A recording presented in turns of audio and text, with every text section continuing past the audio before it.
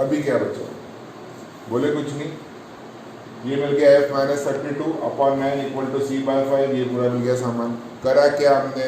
बोले कुछ भी नहीं किया, सिर्फ इतना सा काम किया कि जहाँ भी मुझे केल्विन चाहिएगा तो सेल्सियस में कितना जोड़ दो? 273। सेल्सियस में 273 जोड़ देंगे तो केल्विन बनेगा। मतलब केल्विन की वैल्यू हमेशा सेल्सियस से ज़्यादा बताएगा। अगर आपने बोला कि 0 डिग्री सेल्सियस तो वो उसको बोलेगा 273 केल्विन। अगर आप बोल दो कि 10 डिग्री सेल्सियस तो इसमें 10 जोड़ दो तो वो बताएगा 283 केल्विन। अगर आपने बोल दिया 100 डिग्री सेल्सियस तो वो कितना केल्विन बता देगा? 373 केल्विन। मतलब जो भी सेल्सियस की वैल्यू है, डिग्री सेल्सियस की वैल्यू जो भी है उसमें कितना जोड़ दो? उसमें 273 जोड़ दो तो क्या बन जाएगा? तो बन जाएगा केल्विन।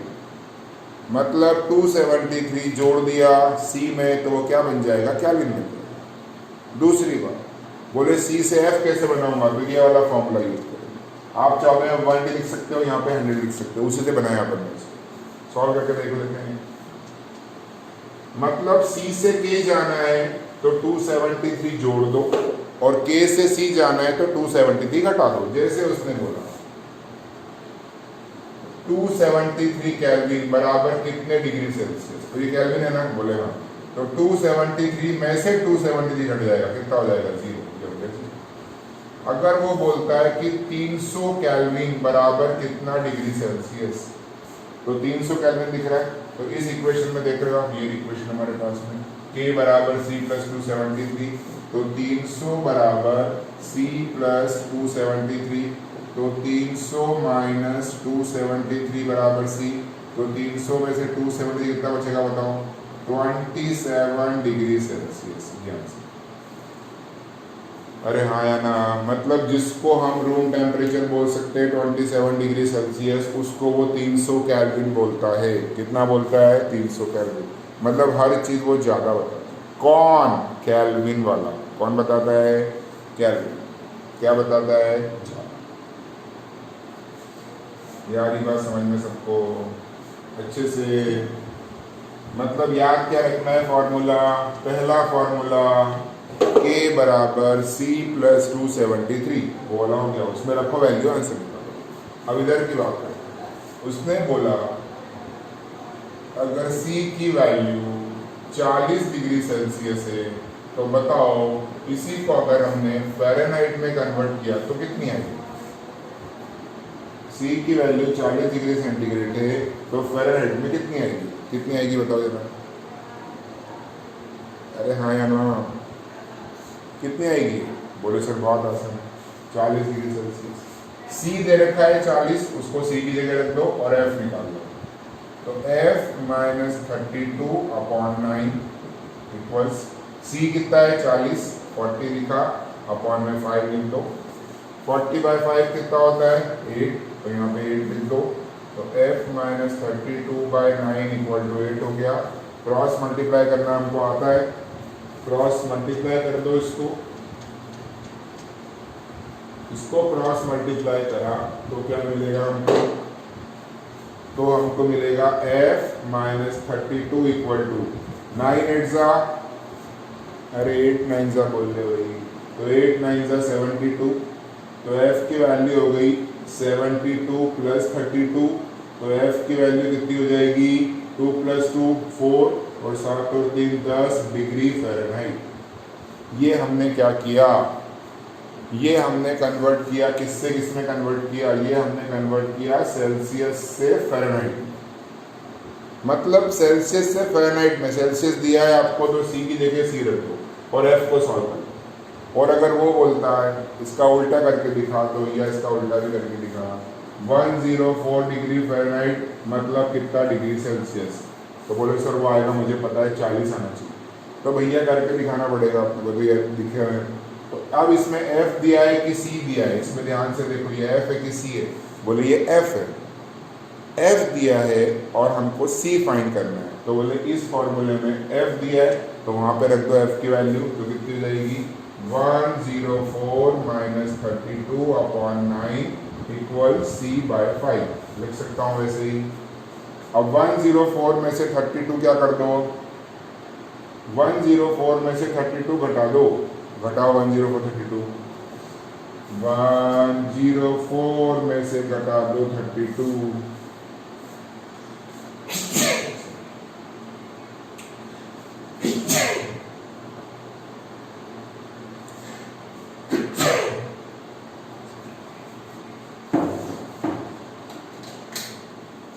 तो 104 में से हमने घटा दिया 32, तो क्या मिलेगा बताओ। 4 में से 2 गया 2, 10 में से 3 गया 7, 72 बच गया। तो यहां लिखो 72/9 इक्वल C/5। ये समझ में आ रहा है क्या कर रहे हैं हम लोग। अरे भाई उसने f दिया था तो f की जगह f लिख दिया, घटा दिया, सॉल्व किया, अब आया 72। क्या 9 की डेल में 72 आता है, बोले हाँ। कितनी बार आता है, बोले वही 8 बार ही आएगा। तो 9 8 72, तो लिख दिया बच्चे ने वहां पे। तो क्या लिखेगा वो, 72/9 मतलब 8 इक्वल C/5, क्रॉस मल्टीप्लाई किया, 8 5 C, तो C equals to 40 degree Celsius. ये समझ में आ गया सबको अच्छे से। मतलब क्या, अगर केल्विन से सेल्सियस में जाना है तो मैं लगाऊंगा K equal to 273 plus C, और अगर F और C में कन्वर्जन चाहिए तो F माइनस 32/9 इक्वल C/5। समझ में आ रही बात ये वाला फॉर्मूला, तो ये वाला, और एक क्या बताया था, K equal to 273 plus C या C प्लस 273, मतलब K की वैल्यू हमेशा ज्यादा होगी, वो हमेशा ज्यादा बताता है। आई बात समझ में।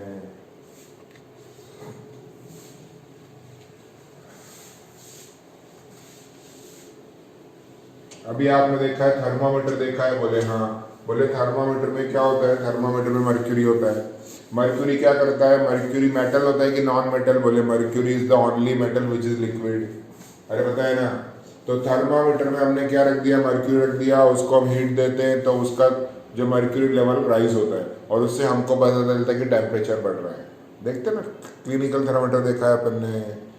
तो वो उसका प्रिंसिपल क्या होता है, बोले उस थर्मामीटर में क्या है, बोले उसके अंदर मर्क्यूरी है। बोले मर्क्यूरी क्यों यूज किया, क्योंकि मर्क्यूरी का फ्रीजिंग पॉइंट बहुत कम होता है।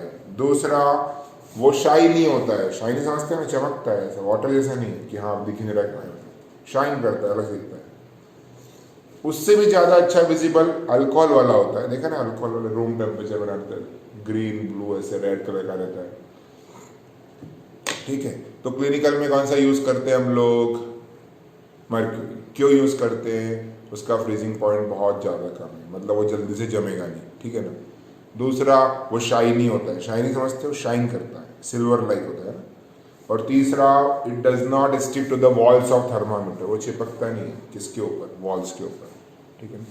इन प्रॉपर्टी की वजह से हम किसको यूज करते हैं, मर्क्यूरी को यूज करते हैं इन थर्मामीटर्स।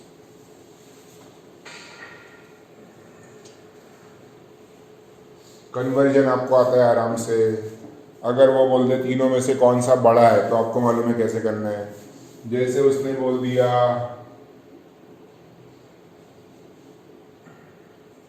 30 डिग्री सेल्सियस एक दे दिया, 68 डिग्री फ़ारेनहाइट दे दिया, और 300 केल्विन दे दिया। अब बताओ इनमें सबसे बड़ा कौन सा है, विच इज द लार्जेस्ट या which is the biggest temperature, या find the maximum temperature out of this three.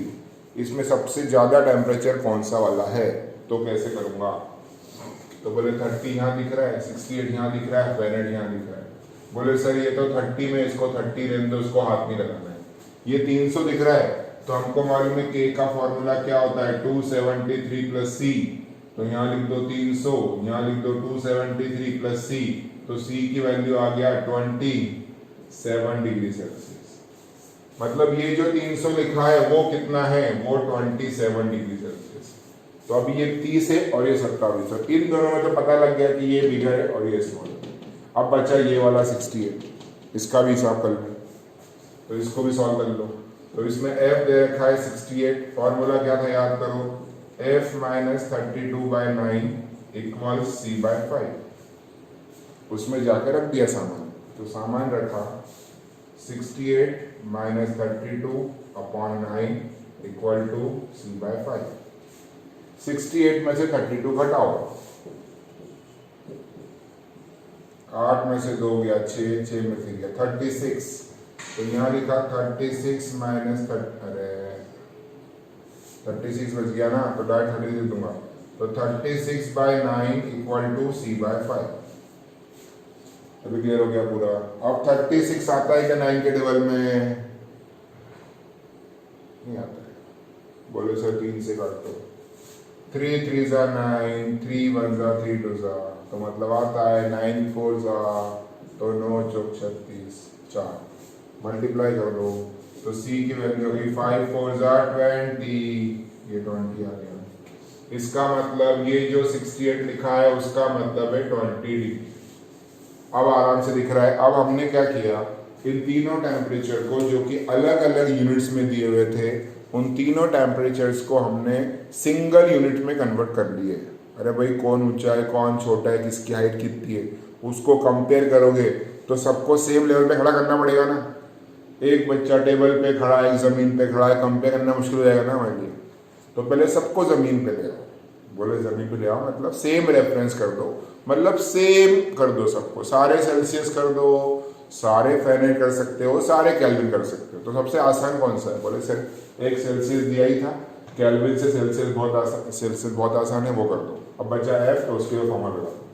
अब देख रहे हो तीनों में से कौन सा बड़ा है, तो तीनों में सबसे छोटा कौन है? 20 डिग्री सेल्सियस। उससे बड़ा कौन है? 27 डिग्री सेल्सियस। और सबसे बड़ा कौन है? 30 डिग्री सेल्सियस। समझ में आ रही बात ये अच्छे से?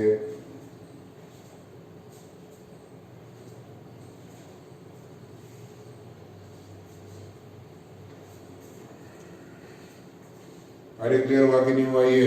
इसमें कोई समस्या किसी को? बिल्कुल नहीं। Very good.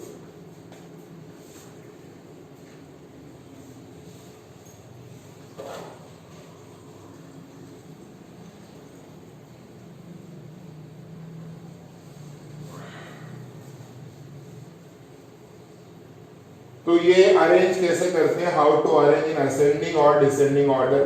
तीनों को सेम में कन्वर्ट कर लो, सेम टेम्परेचर आ गया, तीनों का टेम्परेचर सेम यूनिट में आ गया, फिर आप आराम से देख सकते हो कौन सा बड़ा है कौन सा छोटा है। ठीक है ना? Very good. इसको बोलते हैं टेम्परेचर। ठीक, अब बात कर लेते हैं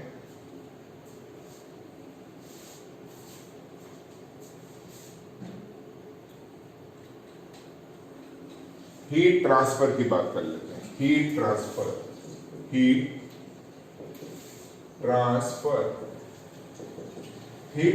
का मतलब क्या होता है? Heat is a form of energy. So when the temperature of one object is more and the temperature of another object is less, then heat can flow from higher temperature body to lower temperature body. जब temperature difference है तो heat flow होगा, और heat कैसे flow होगा? Higher temperature से lower temperature पे flow होगा। ठीक है ना? तो वो कितने तरीके से हो सकता है? तो हीट ट्रांसफर, तो उसको बोलते हैं मोड, कर लेते हैं मोड्स ऑफ हीट ट्रांसफर, कि भैया कितने मोड मतलब तरीके। तो बोले कितने तरीके से हीट ट्रांसफर हो सकता है? तो बोले पहला तरीका होता है कंडक्शन। बोले सर मुझे पता है कंडक्शन मतलब क्या होता है? बोले सर बहुत आसान है। ये हमने लिया एक मेटल का रॉड, ये मेटल का रॉड है, इसके इस एंड को, ए एंड को हमने हीट किया यूजिंग ए कैंडल। ये कैंडल लगा दिया, ये बर्निंग कैंडल दिख रही है।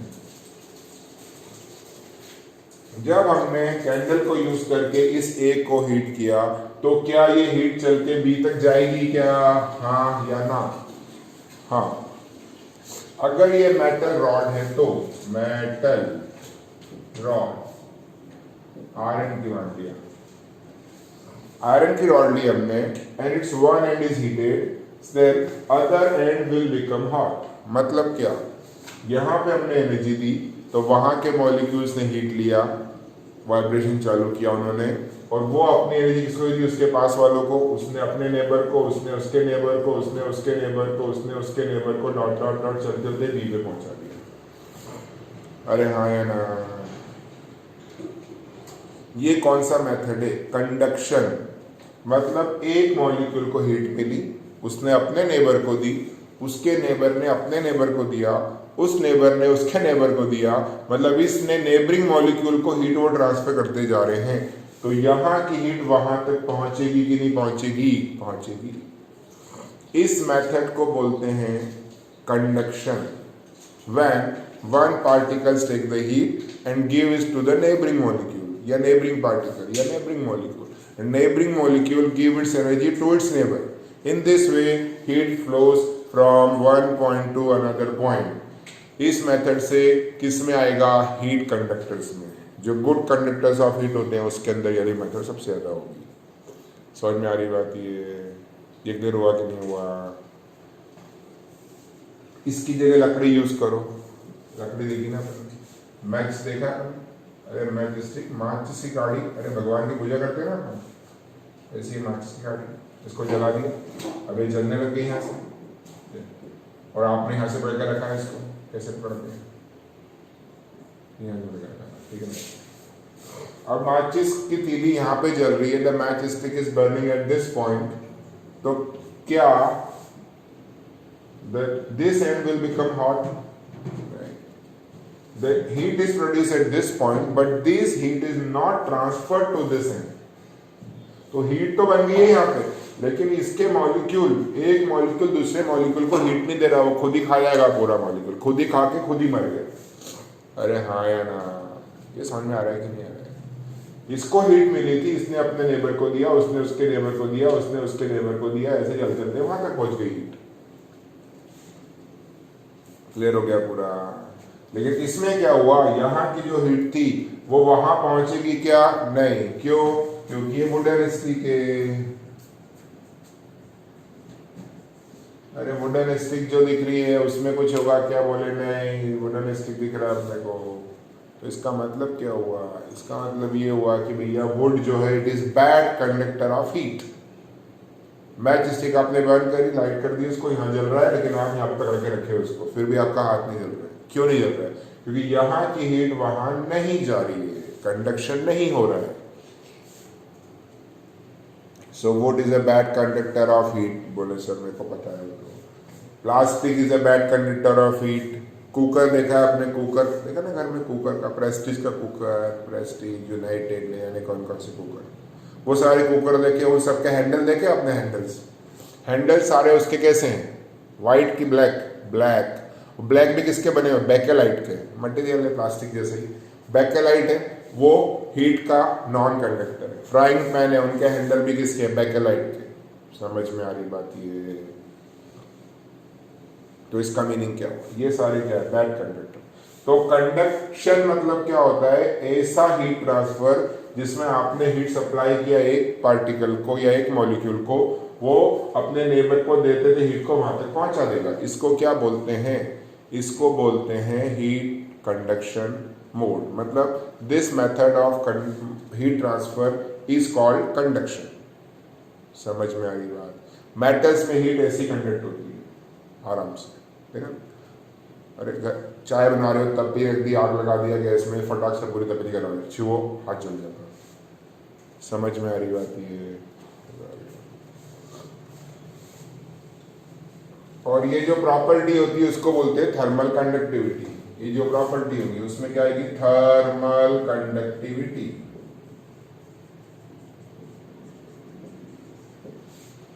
अगर बोल दे आपको कि भैया ये मेटल रॉड है, आयरन और वुड, किसकी थर्मल कंडक्टिविटी ज्यादा होगी? तो बोले थर्मल कंडक्टिविटी आयरन की ज्यादा होगी, वुड की तो बहुत ही कम है। वो तो ट्रांसफर नहीं करता ना हीट को, तो कंडक्ट नहीं करता। ट्रांसफर करना मतलब कंडक्ट करना, ठीक है ना?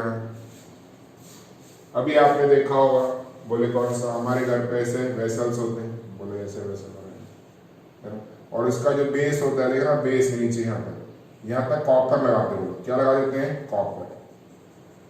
मतलब एक तो ऐसा है स्टेनलेस स्टील का, लेकिन उसका बेस किसका बना दिया उन्होंने, कॉपर का बना दिया। बोले क्यों बना दिया, क्योंकि कॉपर की थर्मल कंडक्टिविटी क्या है, ज़्यादा।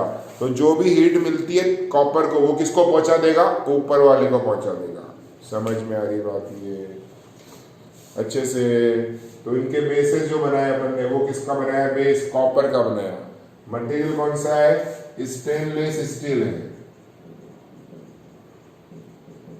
मतलब जो वेसल है वो स्टेनलेस स्टील का, लेकिन हमने जो बेस बनाया उसका, वो किसका बनाया, कॉपर का बनाया।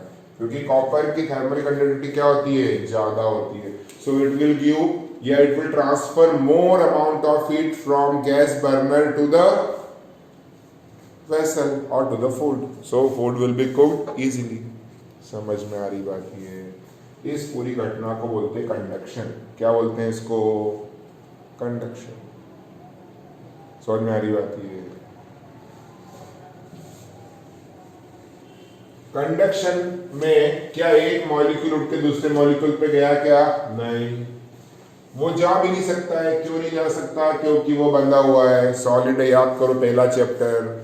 सॉलिड में टाइटली पैक्ड होते हैं, molecules are very close to each other, they can not move. Liquid में और गैस में molecules are free to move randomly.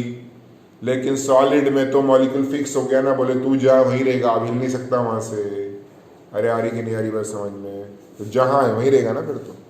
ठीक है, तो सॉलिड्स में जो होता है जनरली, सॉलिड्स में जो मेथड होगी वो कौन सी होगी, कंडक्शन। समझ में आ रही बात ये अच्छे से। सॉलिड में क्या होगी, कंडक्शन। बोले थर्मामीटर के अंदर मर्क्यूरी भरा हुआ है तो कौन सी होगी, कंडक्शन ही होगी। वो भले लिक्विड है लेकिन फिर भी क्या आगे उसमें कंडक्शन से जाता है, क्योंकि मॉलिक्यूल बहुत पास पास है। अभी दूसरा है कन्वेक्शन। कन्वेक्शन, कन्वेक्शन मतलब क्या, ये हमने लिया एक बीकर, इसमें भर दिया वाटर और यहां से हमने हीट करना चालू कर दिया उसको। यहां से हीट दे दी, ये हीट दे रहे हैं यहां से। अरे आया कि नहीं आया समझ, मतलब क्या किया हमने, ये था बीकर भरा हुआ है पानी से, यहाँ नीचे हीट है हमारे पास में, हमने हीट दिया उसको, तो क्या होगा, थोड़ा बहुत कंडक्शन हो सकता है। लेकिन मेन क्या होगा, यहाँ का जो मॉलिक्यूल है वो हीट लेगा, हीट लेके वो ऊपर जाएगा। कहाँ जाएगा, ऊपर। और ऊपर का मॉलिक्यूल कहाँ आएगा, नीचे आएगा। तो जितने भी हॉट मॉलिक्यूल्स हो गए वो सारे कहाँ जाएंगे, ऊपर जाएंगे। और ऊपर के कोल्ड मॉलिक्यूल्स कहाँ जाएंगे, नीचे आएंगे। और ऐसा करंट फ्लो चालू हो जाएगा इस तरह से, ऐसे ऐसे ऐसे ऐसे, दिख रहा है। सारे हैवी, सारे हॉट वाले वो कहाँ जाएंगे, ऊपर, कोल्ड वाले नीचे। इन दिस ये करंट फ्लो हो गया। क्या इसमें मॉलिक्यूल्स का एक्चुअल मूवमेंट हो रहा है, बोले हाँ हो रहा है। क्योंकि जो हॉट मॉलिक्यूल हो गया उसका टेम्परेचर ज़्यादा हो गया, वो ऊपर चला गया, और ऊपर जो कोल्ड वाला था वो नीचे आ गया। फिर वो वापस हॉट बन जाएगा, फिर ये hot cold hot cold hot cold चलते जाएगा चलते जाएगा चलते जाएगा। And in this way ultimately the whole water will becomes hot. पूरा वाटर क्या हो जाएगा, गर्म हो जाएगा। हो सकता है बॉईल करना भी चालू कर दे। अरे हाँ है ना, ये समझ में आ रही कि नहीं बात, ये इसमें कोई समस्या, अरे क्लियर हुआ कि नहीं हुआ। तो इस मेथड से पूरा का पूरा ऊपर चल जाएगा। अभी क्या करना है, बोले कुछ नहीं, अब क्या करना है, इसको कौन से मेथड बोलते हैं, कन्वेक्शन। कन्वेक्शन, कन्वेक्शन में मॉलिक्यूल्स का एक्चुअल मूवमेंट होता है। मॉलिक्यूल यहां से वहां तक जाता है, कंडक्शन में वहां से वहां तक नहीं जाता। वो अपने मॉलिक्यूल को देगा, दूसरे को जाएगा ही नहीं। आई बात समझ में। ये किस किस में होता है, बोले सर लिक्विड में होगा एक तो, और गैस में होगा, मतलब फ्लूइड में होता है। लिक्विड और गैस दोनों को मिला के फ्लूइड बोलते हैं, ठीक है ना। ये समझ में आएगा। अभी अपने घर एसी चल रहा है सपोज, तो एसी में घर में कन्वेक्शन हो रहा है कि नहीं हो रहा है, बोले हो रहा है। बोले एसी आपने कहाँ लगाया है, जमीन पे लगाया कि ऊपर लगाया, या तो सीलिंग पे लगाते या वॉल पे लगाते। बोले ऊपर ही क्यों लगाते, नीचे लगा दो ना। अरे भैया एसी में से जो हवा निकलेगी वो गर्म निकलेगी, ठंडी निकलेगी, ठंडी। ठंडी एयर हैवी होगी कि लाइटर होगी, कैसे दी ठंडी है, ठंडी एयर कैसी होती है, लाइटर की हैवी है, बोले पता ही नहीं मेरे को तो। अरे तुमने बलून देखे? हॉट एयर बलून होते कि कोल्ड एयर बलून होते? बताओ दुनिया में, ऊपर जाना है अपने को तो कौन से बलून से जाओगे, हॉट एयर कि कोल्ड एयर? बोले सर ऊपर जाना है तो हॉट एयर, नीचे में तो कोल्ड एयर। अरे ऊपर जाना है तो हॉट एयर बलून, क्योंकि hot air is lighter than the surrounding air, तो हॉट एयर बलून ऊपर जाएगा। तो हॉट एयर मतलब लाइटर होती है, वो ऊपर जाती है, कोल्ड एयर नीचे आएगी। तो अभी एसी है हमारे घर में, पूरे में गर्म हवा है, पूरी गर्मी होती है ना भुसावल में, जलगांव में। तो बोले करना क्या है? बोले कुछ नहीं, हमने एसी चालू किया तो एसी में से ठंडी हवा निकलेगी। तो ठंडी हवा गर्म हवा कौन सी हैवी है? ठंडी हवा। गर्म हवा लाइटर है, तो ठंडी हवा नीचे गिरेगी, ऐसे पूरी जाएगी, ये नीचे गिरेगी पूरी, और नीचे ही गर्म हवा लाइटर है ऊपर आ जाएगी, और ये ऐसा करंट चालू हो गया पूरा ऐसा। अरे हाँ या ना, ये क्या हो गया? कन्वेक्शन हो गया ना। क्लियर हो गया? मतलब इसमें गर्म वाले मॉलिक्यूल ऊपर जा रहे, ठंडे वाले नीचे आ रहे, ऐसे, और पूरा कमरा क्या हो जाएगा? ठंडा हो जाएगा। समझ में आ रही बात? ये अगर ठंड का सीजन है, हीटर लगाया, तो हीटर कहाँ लगाते हैं? ज़मीन पे लगाते हैं। क्यों लगाते हैं ज़मीन पे? ज़मीन पे लगाया, पूरा कमरा ठंडा है, पूरी एयर ठंडी है, ज़मीन पे लगा दिया हीटर, पहले वो गर्म हुआ, थोड़ा सा हीट बनेगी, हॉट एयर ऊपर आएगी, ऊपर जाएगी, कोल्ड एयर नीचे जाएगी, फिर हॉट एयर ऊपर, कोल्ड एयर ऊपर, the whole room will become warm. समझ में आ रही बात? ये क्लियर हुआ कि नहीं हुआ सबको? इसका मतलब समझ में आ गया? इसका मतलब क्या हुआ? इसका मतलब कि जब एयर पार्टिकल एक दूसरे के, मतलब कंडक्शन में मॉलिक्यूल्स मूव नहीं करते, और जहाँ है वही वाइब्रेट करते हैं। कन्वेक्शन में मॉलिक्यूल्स एक्चुअल में मूव करेंगे, यहाँ का मॉलिक्यूल एक्चुअल में वहाँ जाएगा, वहाँ से यहाँ आएगा, वापस दौड़ लगाएगा पूरे टाइम। उसको क्या बोलते हैं? उसको बोलते हैं कन्वेक्शन। अब तीसरा बचा है बेचारा, कौन सा? वो बचा है रेडिएशन, तो उसको भी लिख देते हैं।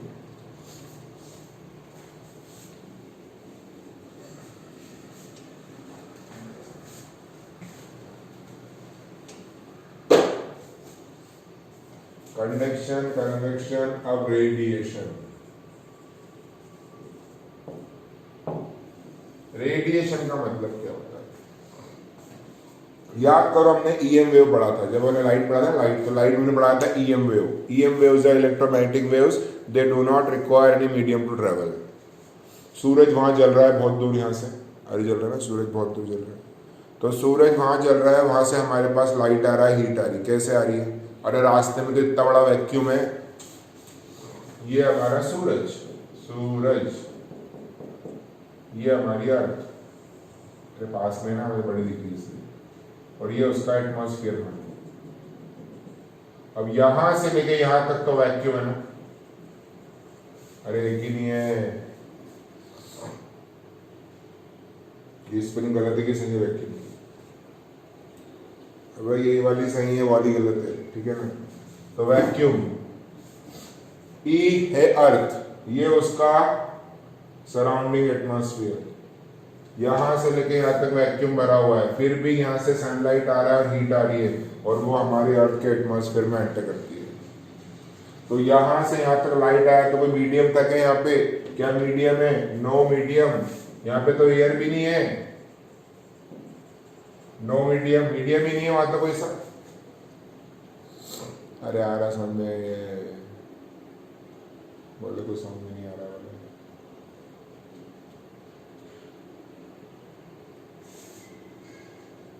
बोले सर समझ नहीं आ रहा है। अरे भैया जब मीडियम नहीं होगा तो भी हीट ट्रांसफर हो रही है, किसके फॉर्म में? Heat transfer due to electromagnetic radiation.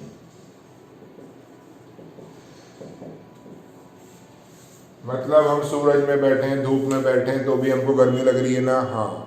क्या सूरज और हमारे बीच में कोई सा मीडियम है? बोले हाँ एयर है। अरे भैया एयर तो कुछ दूर तक ही है, 400-500 किलोमीटर तक एयर जाएगी, उसके बाद गायब हो गई ना फिर तो एयर भी, तो फिर भी हीट हमारे पास आ रही है ना? बोले आ रही है। तो बोले हीट किस प्रोसेस से आ रही है? वो आ रही है रेडिएशन से। अरे रेडिएशन, अभी ठीक है। इसका मतलब क्या हुआ कि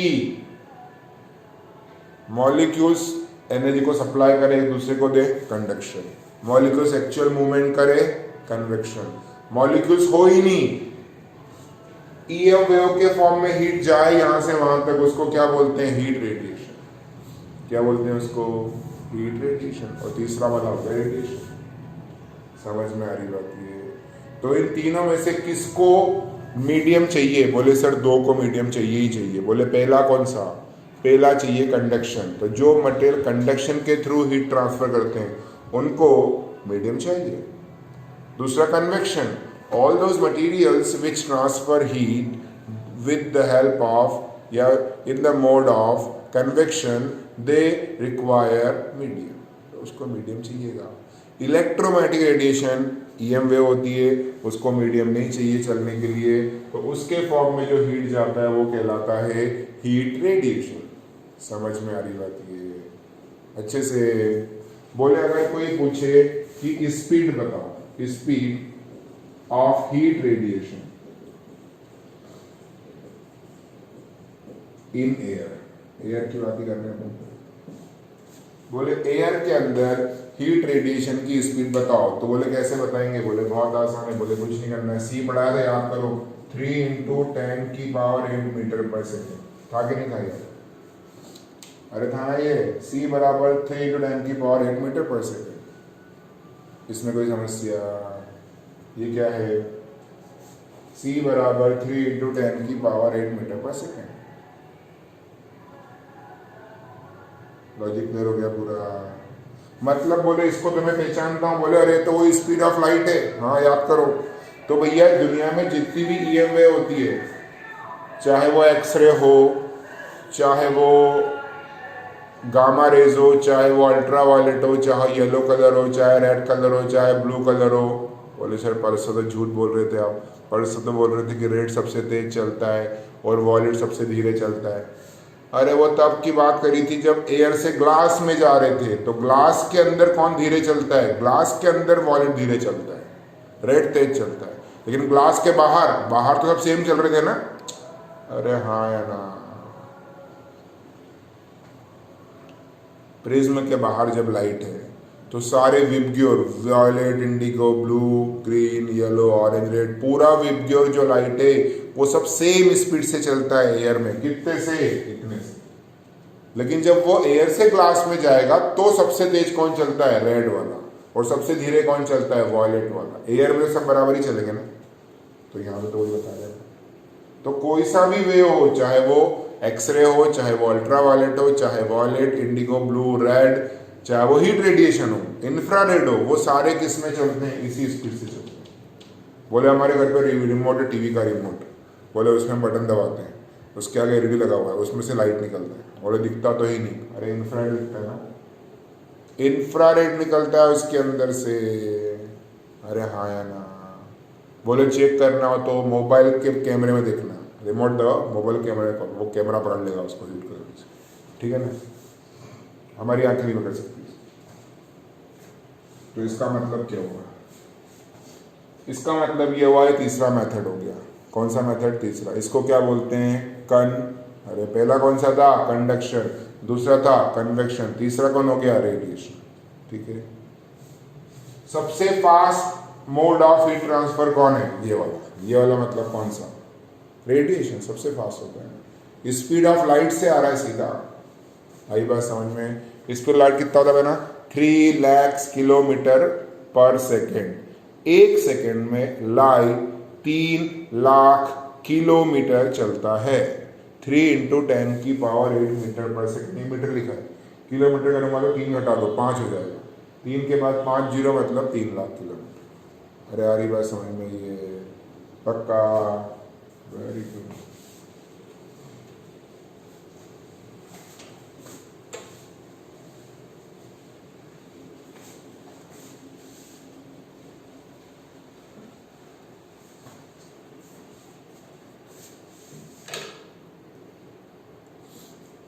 इसके बाद है अपने पास में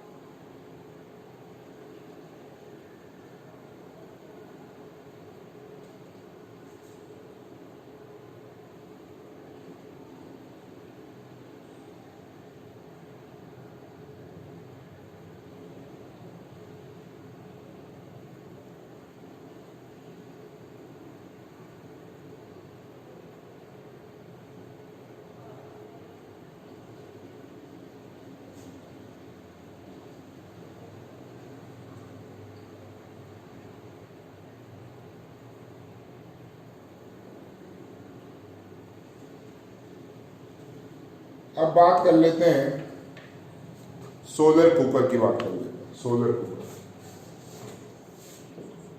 सोलर कुकर देखा है किसी ने? सोलर कुकर दो तरह का होता है, एक होता है बॉक्स टाइप और एक होता है कॉन्सेंट्रेटर, मतलब कॉन्केव टाइप।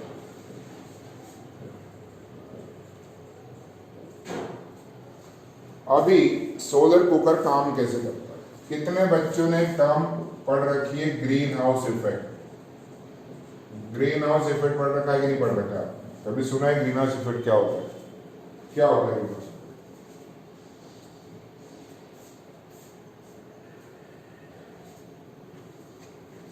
बोले ग्रीन हाउस इफेक्ट क्या होता है? ये हमारी अर्थ है, अर्थ जानी पहचानी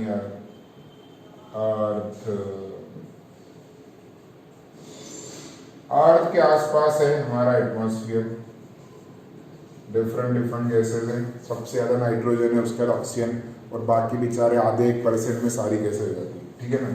तो सबसे ज्यादा नाइट्रोजन है, फिर ऑक्सीजन। अभी यहां से सनलाइट आता है, यह आया सनलाइट, सनलाइट के पास सारे कलर्स हैं, एक्सरे भी है, अल्ट्रावायलेट भी है, विबग्योर भी है, इंफ्रारेड भी है, सारी है, ठीक है ना? लेकिन अंदर कौन सा आ पाता है? सिर्फ विबग्योर्स का, और अंदर हीट वाला। अल्ट्रावायलेट वही रोक देता है, कौन रोक देता है? ओजोन रोक देता है, ठीक है ना? तो यहां से आया, अंदर कौन गया? विबग्योर और हीट रेडिएशन। इसके रेड के बाद इंफ्रारेड होता है। क्या होता है? इंफ्रारेड। दिख रहा है पूरा? इंफ्रारेड दो तरह के होते हैं, इंफ्रारेड 1 और इंफ्रारेड 2। दिख रहा है पूरा? अभी यहां पे सनलाइट आया अंदर, या अंदर तो आ गया, अंदर आ गया, उसने अर्थ को टेम्परेचर बढ़ा दिया, अर्थ ने हीट एब्जॉर्ब कर लिया, पूरे दिन भर अर्थ ने हीट एब्जॉर्ब करता रहा और बहुत टेम्परेचर बढ़ गया उसका। अब रात को क्या होगा? दिन को भी हो सकता है, पर दिन को टेम्परेचर बाहर का ज्यादा है तो ये पूरे का पूरा आएगा। अब रात को मान के चलते कि क्या हुआ, बाहर सूरज तो चला गया अपने घर निकल गया। अब ये हमारी अर्थ है, अभी दिन भर इसने हीट एब्जॉर्ब करी है, अब ये हीट रेडिएट करेगी ना? बोले हाँ। तो जब यहां से हीट आई थी इसके पास में, तो ये आई थी IR1 के फॉर्म में। किसके फॉर्म में? IR1 के फॉर्म में। लेकिन अब ये जाएगी हीट तो किसके फॉर्म में जाएगी? IR2 के फॉर्म में। और हमारा जो एटमॉस्फेयर है उसमें जो मेन गैसेज हैं, CO2, मेथेन, वाटर वेपर, इनकी प्रॉपर्टी क्या होती है? ये IR1 को जाने देती है, IR2 को नहीं जाने देती है। इंफ्रारेड 1 को आने देगी, इंफ्रारेड 2 को नहीं जाने देगी। लेकिन आता तो किसके फॉर्म में है? इंफ्रारेड 1 के फॉर्म में आता है। अर्थ ने एब्जॉर्ब कर लिया, अब अर्थ रेडिएट करेगी तो अर्थ IR1 रेडिएट नहीं करती है, कौन सा करेगी? IR2 करेगी। तो IR1 आया, IR2 रेडिएशन किया, तो IR2 किया। क्या इसको ही जाने देंगे? नहीं जाने देंगे। तो ये IR2 इसके अंदर ट्रैप हो गया। क्या हो गया इसके अंदर? ट्रैप। देख रहे हो यहाँ पे, ये ट्रैप। अभी जो ट्रैप रेडिएशन है ये क्या करेगा? अर्थ के टेम्परेचर को मेंटेन रखेगा। ऐसा नहीं कि रात को अर्थ बहुत ज्यादा ठंडी हो जाती है, नहीं, थोड़ा टेम्परेचर डाउन होता है, लेकिन ऐसा नहीं कि बिल्कुल ठंडी हो जाए, बर्फ जम जाए। ऐसा होता है क्या? ऐसा क्यों नहीं होता? क्योंकि ग्रीन हाउस इफेक्ट की वजह से जो गैसेज हैं, ये अर्थ जब एमिट करती है रेडिएशंस को, when the earth radiates IR2, then these gases traps this radiation in the atmosphere of the earth and the earth remains warmer. hot तो नहीं बोल सकते, warmer रहती है, ठीक है? समझ में आ रही बात? मून वगैरह हुआ, दूसरे प्लैनेट हुए जहां पे दिन को बहुत ज्यादा गर्मी रहती, रात को बहुत ज्यादा सर्दी हो जाती। बोले ऐसा क्यों? एटमॉस्फेयर ही नहीं है उनके पास। दिन को बहुत ज्यादा गर्मी आ गई, बहुत ज्यादा गर्म हो गया, रात को पूरा हीट सराउंडिंग को दे दिया, मतलब यूनिवर्स को दे दिया, ठंडा हो गया। अरे आ रही बात समझ में? क्लियर हुआ कि नहीं हुआ? तो अर्थ का ग्रीन हाउस इफेक्ट ऐसे होता है। तो ग्रीन हाउस मतलब क्या? हीट रेडिएशन आता है इंफ्रारेड 1 के फॉर्म में और जाता है R2 के फॉर्म में, आता है लेस वेवलेंथ के फॉर्म में, जाता है मोर वेवलेंथ के फॉर्म में। तो जब भी वो जाता है तो उसको रोक लेता है। तो जाने को रोक लिया ना आपने? अरे हाँ या ना? और रोक लिया मतलब क्या किया आपने? गर्म कर दिया उसको। तो ये जो कार्यक्रम यहाँ हो रहा है ग्रीन हाउस इफेक्ट, वैसा का वैसा कार्यक्रम कुकर में होता है। किसमें होता है? अरे कुकर मतलब अपने घर वाला कुकर नहीं, कुकर मतलब सोलर कुकर में होता है। बोले सोलर कुकर में कैसे होता है? बोले वो ऐसे होता है। ये हमने लिया सोलर कुकर, ऐसे रेक्टेंगुलर बॉक्स ले लिया, ये बॉक्स है सपोज, उसके ऊपर यहाँ पे लगा दिए थिक ग्लास प्लेट। क्या लगा दी? ग्लास प्लेट लगा दी, ग्लास प्लेट यहाँ पे, और इसके अंदर ब्लैक पेंट कर दिया। क्या कर दिया? Black paint. ब्लैक पेंट करने से क्या फायदा होता है?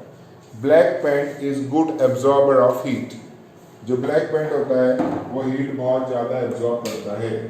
समझ में आती बात? जो शाइनी ऑब्जेक्ट है वो बहुत ज्यादा रिफ्लेक्टर होंगे। आई बात समझ में? गर्मी में हम ब्लैक कपड़े पहनते हैं क्या? नहीं, लाइट पहनते, वाइट कपड़े पहनते हैं कि लाइट टकराए, टकरा के वापस से रिफ्लेक्ट हो जाए तो हमको हीट नहीं लगे। अरे जितनी प्रॉपर्टी लाइट की है वैसी प्रॉपर्टी हीट की भी, हीट का भी रिफ्लेक्शन होता है, टकरा के वापस चला गया। अरे क्लियर हुआ कि नहीं हुआ? अगर आपके घर में बहुत ज़्यादा गर्मी है तो ऊपर जाओ, रूफ पे, छत पे जाओ, वहाँ पे जाके ऐसा वाइट वॉश कर दो, वाइट वॉश चूना कर दो, तो सनलाइट गिरेगा छत पे, टकरा के ऊपर चले जाएगा, तो छत गर्म होगी क्या? नहीं, तो टेम्परेचर बहुत कम हो जाएगा घर पे, एसी लाना ही पड़ेगा अपने को, बिजली का बिल बच जाएगा। अरे 500 रुपये काम हो गया अपना, 1000 में ही पूरी छत है उसको वाइट वॉश कर दो अच्छे से। छत मतलब अंदर सीलिंग की बात नहीं कर रहा हूँ, ऊपर की बात कर रहा हूँ, टेरेस की, जिसको रूफ बोलते हैं अपन। अरे हाँ या ना? सीलिंग नहीं, उसके ऊपर जिस पे सनलाइट गिरता है पक्का, तो उससे क्या फ़ायदा हुआ? सनलाइट गिरेगा, टकरा के वापस चले जाएगा, तो उससे क्या हुआ? गर्म नहीं हो पाया ना, तो अंदर ठंडा रहेगा ना। अभी क्या होता है? जितना रेडिएशन गिरा सब उसने एब्जॉर्ब कर लिया और पूरा कमरा का पूरा घर ही गर्म कर दिया। अब रात को 1 बजे तक घर गर्म ही रह रहा है। हाँ, तो ये ब्लैक पेंट कर दिया आपने अंदर से, ब्लैक पेंट कर दिया तो वो ज़्यादा गर्म हो जाएगा, पता है ना।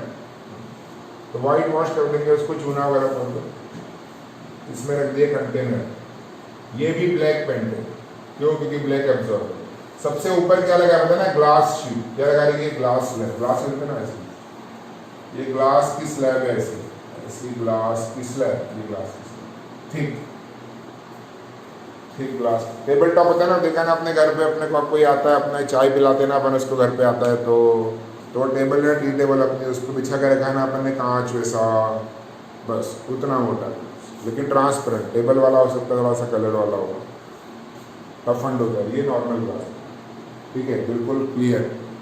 वो हम यहाँ लगा देते हैं। अब इसमें होगा क्या?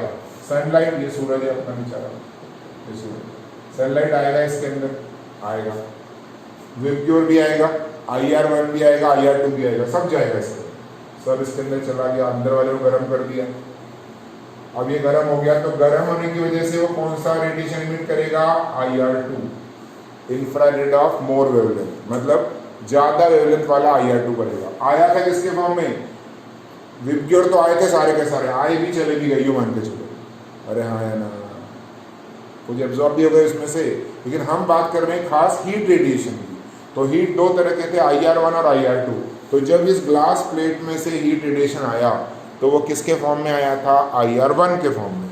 तो वो IR1 के फॉर्म में इसके अंदर चला गया। अब इसने पूरे अंदर को गर्म कर दिया। The whole inside of the solar cooker is become hot, and now this high temperature body will radiate heat radiation. अब वो हीट रेडिएशन देगा, लेकिन किसके फॉर्म में देगा? वो देगा IR2 के फॉर्म। लेकिन अब जो ग्लास प्लेट है ना, ग्लास प्लेट की प्रॉपर्टी क्या है? इसमें से वो IR1 को जाने देगी, लेकिन IR2 को नहीं जाने देगी। तो अगेन वही हो गया ना, जैसे ग्रीन हाउस इफेक्ट में होता है कि भैया आया तो IR1 के फॉर्म में था, लेकिन गया तो रुक गया, अब ये ट्रैप हो जाएगा ना इसके अंदर, ये अंदर ही घूमता रहेगा बेचारा, और ये रेडिएशन अंदर ही घूमता रहेगा। तो it will make the inside of the solar cooker very hot and the food will be cooked. तो जो इनसाइड है सोलर कुकर का, वो क्या हो जाएगा? बहुत ज़्यादा हॉट हो जाएगा, और खाना क्या हो जाएगा? पक जाएगा। ये तो हम चाहते थे।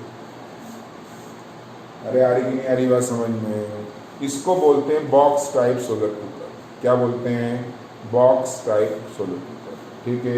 इसका टेम्परेचर 140 तक ही जा पाता है, उससे ज़्यादा नहीं है। मतलब इससे अपन है ना डीप फ्राई नहीं कर सकते, इसमें से दाल चावल बना सकते हो, भजिया वगैरह नहीं कर सकते। अरे हाँ या ना? इसमें देखा होगा सोलर में क्या करते हैं, बोले हम लोग इसमें है ना, बोले रोटी तो बनाती नहीं है, इसमें दाल चावल सबसे बढ़िया बनाते हैं, दाने वाने सेक लेते हैं, है ना, बस क्योंकि टेम्परेचर कम है इसमें। अब सूरज इधर उधर घूमता रहता है, तो उसका लाइट को रिफ्लेक्ट करने के लिए क्या करेंगे, यहाँ पे एक लगा दिया रिफ्लेक्टर, ये ऐसा लगा, ये प्लेन मिरर दिख रहा है, ऐसा प्लेन मिरर ऐसा लगा। अगर सूरज अभी यहाँ पर है तो सनलाइट यहाँ जाएगा और यूँ घूम जाएगा, फिर सूरज सिर पे आ गया तो फिर इसको और खोल दो, तो यहाँ पे ऐसा अरेंजमेंट रहता है इसका। You can adjust the lid of the solar cooler, ऐसा मतलब you can adjust the position of the plane mirror so that maximum amount of light enter the solar cooler. अरे क्लियर हुआ कि नहीं हुआ अच्छे से? तो सोलर कुकर किस प्रिंसिपल पे काम करता है? It works of the principle of glass plate. Glass plate का काम क्या है? हीट रेडिएशन आएगा, वो आएगा IR1 के फॉर्म में, उसको जाने दो, जब अंदर बन जाएगा वो अंदर का टेम्परेचर बढ़ेगा, वो हीट रेडिएट करेगा तो किसके फॉर्म में जाएगा? IR2 के फॉर्म में। लेकिन ये ग्लास प्लेट की प्रॉपर्टी क्या है? वो बोलता है IR1 आ भी सकता है, IR1 जा भी सकता है, लेकिन IR2 न तो आ सकता है न जा सकता है, लेकिन अभी IR2 भेज रहे हैं ना, अरे हाँ या ना। तो क्या ग्लास प्लेट IR2 को अलाउ करेगा? नहीं, इट विल बी ट्रैप, वो ट्रैप हो जाएगा, और ट्रैप हो गया तो अंदर ट्रैप होते जाए होते ही जाए होते जाए होते जाए, तो टेम्परेचर ज़्यादा बढ़ जाएगा ना, टेम्परेचर बढ़ जाएगा तो क्या होगा? खाना पक जाएगा। समझ में आ रही बात? ये इसको बोलते हैं बॉक्स टाइप सोलर कुकर। क्या बोलते हैं इसको? Box type solar cooker. इसके अलावा एक और भी होता है, बोले नहीं मुझे तो टेम्परेचर बहुत ज़्यादा चाहिए, तो याद करो अपन ने अभी अभी पढ़ा था लाइट, उसमें ऐसा मिरर पढ़ाया था। बोले ये कौन सा मिरर है? बोले सर पता ही नहीं लग रहा। अरे भैया पॉलिश किधर है पहले देख लो, सिल्वर की पॉलिश कॉनकेव पे कि कॉन्वेक्स पे? बोले सर सिल्वर की पॉलिश तो कॉन्वेक्स पे है, और अगर सिल्वर पॉलिश कॉन्वेक्स पे है, सिल्वर मतलब AG पॉलिश ऑन कॉन्वेक्स, तो ये कौन सा मिरर बनता है? Concave mirror. अरे कल परसों तो पढ़ाया था ना, अभी तो पढ़ाया लाइट अपन ने, कि भैया जब कॉन्वेक्स पे सिल्वर पॉलिश कर दिया तो वो कौन सा बनेगा? कॉनकेव।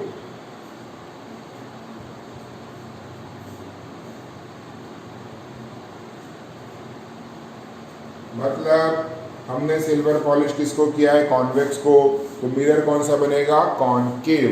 समझ में आ रही बात? ये वेरी गुड। अभी क्या बचा? तो इसकी प्रॉपर्टी क्या होती बताई थी अपन ने? ये कॉन्वर्जिंग मिरर होता है, इस पे सनलाइट आता है, ऐसे आता है, और एक पॉइंट पे जाके मीट हो जाता है। अरे होता है कि नहीं होता है? हाँ है ना, वेरी गुड। तो इसी लॉजिक से क्या करते हैं, ऐसे ही हमने बनाया पूरा ऐसा सोलर कुकर, ये ऐसा, यहाँ पे बहुत सारे मिरर लगा दिए। क्या लगा दिए? मिरर। और उसका फोकस यहाँ पे, तो खाना कहाँ रखेंगे? यहाँ पे रखेंगे। तो सनलाइट कहीं से भी आएगा, जो भी लाइट आएगा वो कहाँ पे मिलेगा? फोकस पे मिल जाएगा ऐसा।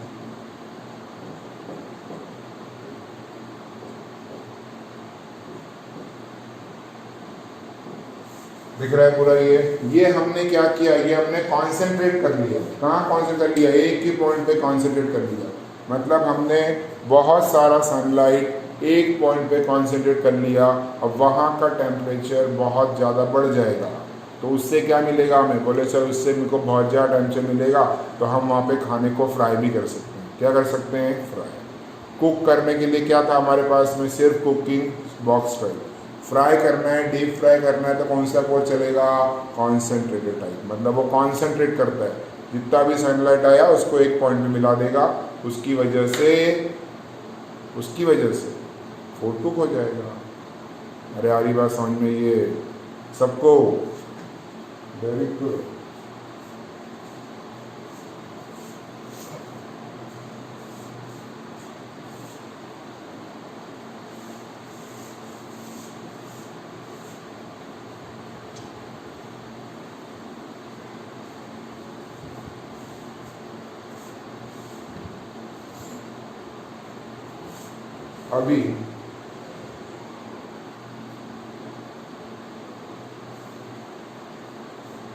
अभी क्या बचा?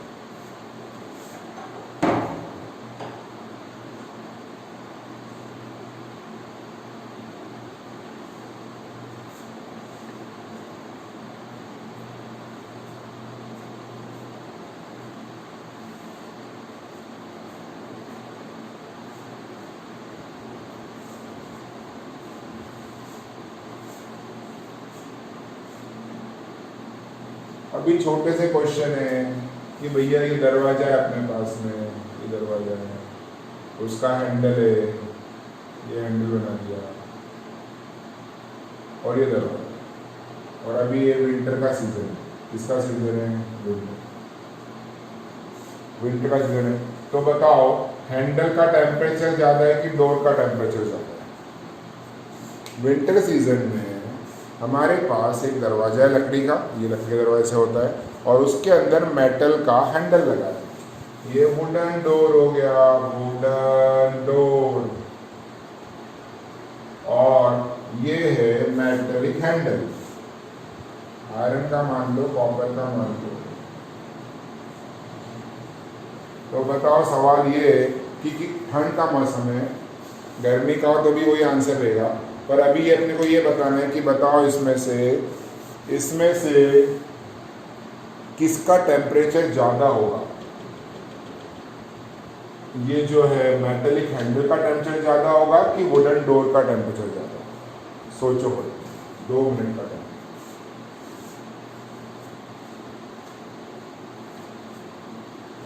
किसका टेम्परेचर ज़्यादा होगा?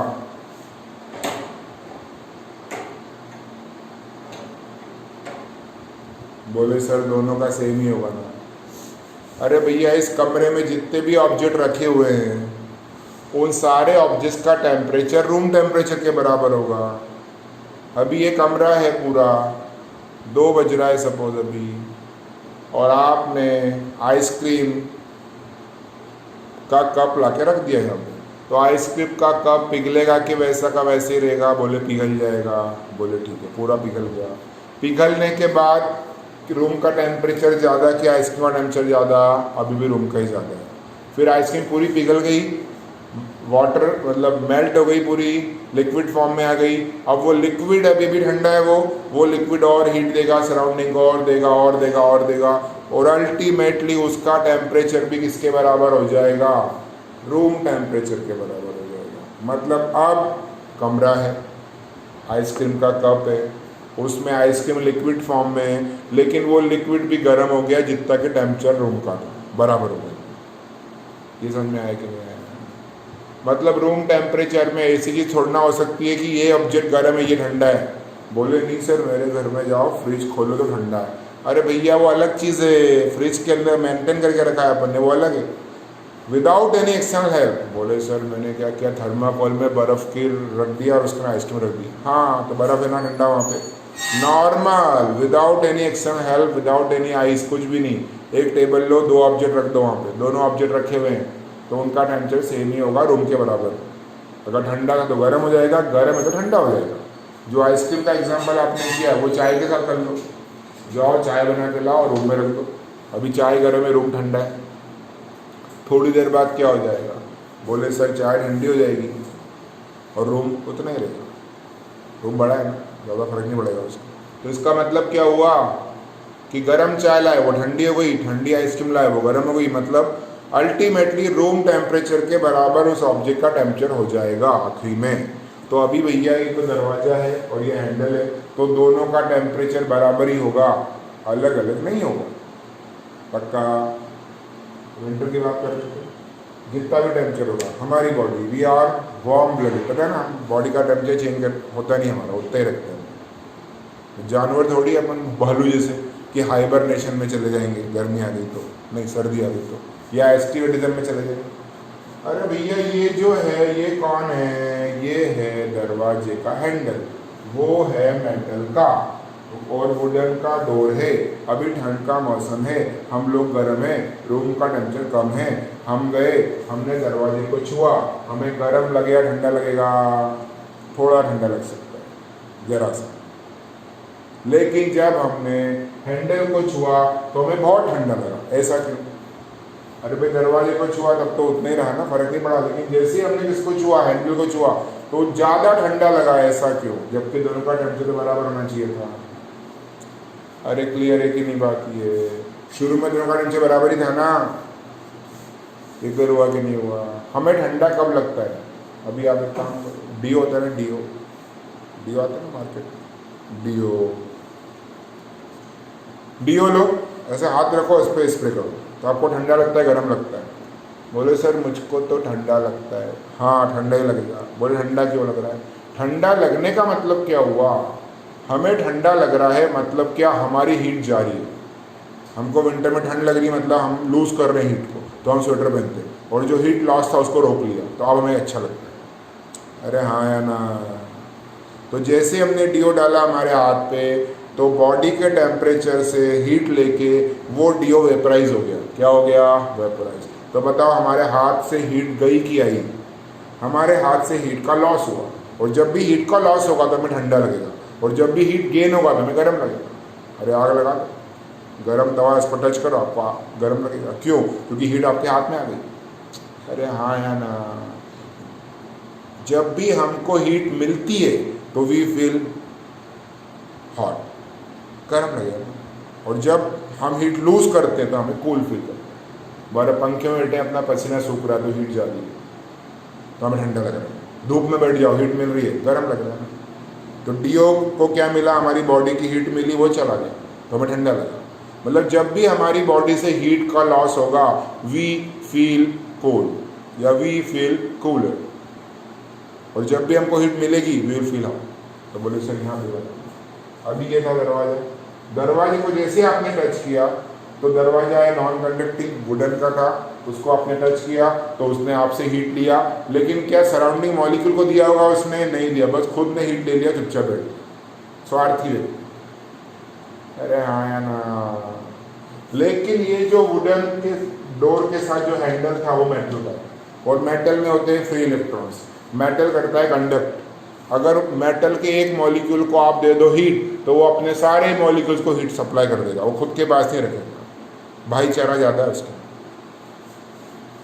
अब यही वाला हमारा है, हमने इसको टच किया, जैसे ही टच किया हमारा टेम्परेचर ज़्यादा था, उसका टेम्परेचर कम था, क्योंकि विंटर की बात करते हैं, ठीक है। इसको टच किया हमने जैसे ही, तो हमारी बॉडी से हीट गई उस मॉलिक्यूल के पास। अगर सिर्फ वही मॉलिक्यूल लेता तो गर्म नहीं लग, ठंडा ही लगता हमको, लेकिन उसने क्या किया? वो मॉलिक्यूल की हीट सबको दे दी। तो हमने जैसे ही टच किया तो हमारी बॉडी से कंटिन्यू हीट निकल रही है, उसके पास जा रही है, पूरे को उसने क्या कर दिया? गर्म कर दिया। अरे यार ये बात समझ में? हम हो गए बॉडी एट हायर टेम्परेचर, वो हो गया बॉडी एट लोअर टेम्परेचर। तो वो हमारी बॉडी के टेम्परेचर के बराबर जब तक गर्म नहीं हो जाएगा वो हीट लेते रहेगा। अरे हीट फ्लो कब बंद होता है? जब दोनों का टेम्परेचर बराबर हो जाएगा। क्या हो जाएगा? बराबर। ए का टेम्परेचर 20 डिग्री सेल्सियस, बी का टेम्परेचर 0 डिग्री सेल्सियस, दोनों को जोड़ दिया। तो जब तक दोनों का टेम्परेचर सेम नहीं होगा तब तक हायर से लोअर में हीट जाती रही। अरे आ रही कि नहीं आ रही बात समझ में? पक्का क्लियर हो गया पूरा? तो जब भी हम नॉब को छूते हैं मेटेलिक तो it feels cooler. Why? Because it gives heat to the other molecules of the metal, so more amount of is lost from our body and we feel cooler. जबकि वुड को touch किया तो would is a bad conductor of electricity. अभी ठंड है और आप metal की चेयर पे बैठ जाओ तो हमें बहुत ठंड लगती है, लेकिन वुडन चेयर पे ठंड नहीं लगती। क्यों? क्योंकि जितनी हीट लेना थी मॉलिक्यूलर इंडिविजुअल अब वो सप्लाई नहीं करेगा सब। अरे आया कि नहीं आया समझ में? इसमें कोई समस्या किसी को? बिल्कुल भी नहीं। Very good. तो जो हीट का गुड कंडक्टर होगा वो ज़्यादा हीट लेगा, जो बैड कंडक्टर होगा वो कम हीट लेगा, क्योंकि वो सबको नहीं देगा, एक इंडिविजुअल मॉलिक्यूल ले लिया चुपचाप रह गया।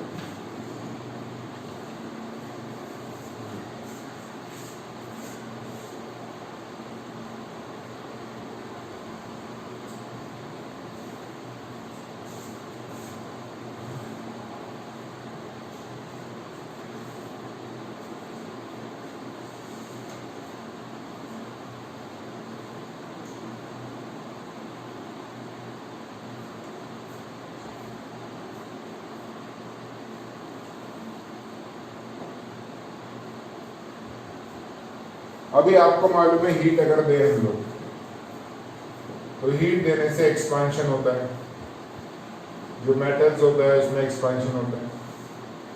रेलवे ट्रैक्स देखा था, रेलवे ट्रैक्स के बीच में गैप छोड़ते क्योंकि हीट आएगी तो एक्सपांड होगा, है ना?